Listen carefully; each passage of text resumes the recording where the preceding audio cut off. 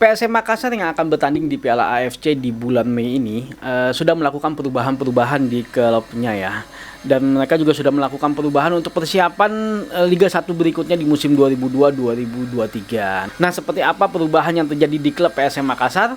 Yuk kita bahas di Formatic Channel.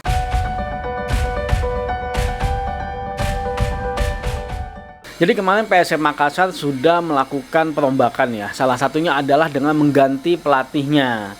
Ya, pelatihnya Jobgal itu sudah tidak diperpanjang kontraknya di akhir musim dan digantikan oleh Bernardo Tavares ya. Dan Bernardo Tavares ini secara lisensi lumayan ya, kalau nggak salah lisensinya mempunyai UEFA Pro. Jadi sedikit menjanjikan lah sebenarnya pelatih PSM Makassar kali ini. Nah, kemarin memang juga sudah ada beberapa pemain yang memang tidak diperpanjangnya kontraknya oleh PSM Makassar, yaitu Ilamuddin, terus Hilmansyah kipernya, sama Hasim Kipo juga tidak diperpanjang kontraknya di PSM Makassar. Nah, kemarin juga sudah ada beberapa pemain yaitu William Pluim yang memang diperpanjang kontraknya karena memang sepertinya ini adalah nafasnya PSM Makassar ya, karena kayaknya kalau PSM Makassar tanpa William Pluim akan kehilangan rohnya kalau menurut kami ya, karena memang sangat berpengaruh sekali nih William Pluim di PSM Makassar.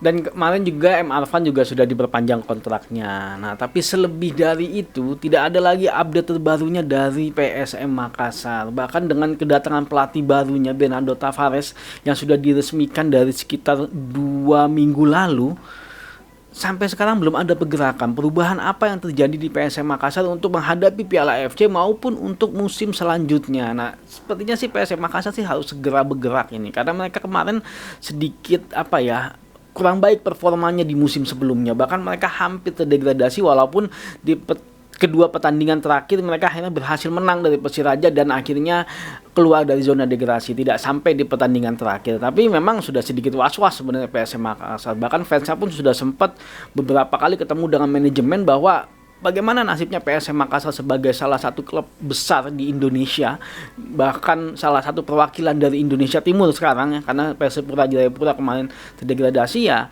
Harusnya PSM Makassar sedikit melakukan banyak perubahan agar performa mereka di musim selanjutnya ataupun performa mereka di Piala AFC sedikit lebih baik dibandingkan dengan sebelumnya. Karena ekspektasinya masyarakat Makassar sepertinya cukup besar kepada klub PSM Makassar ini.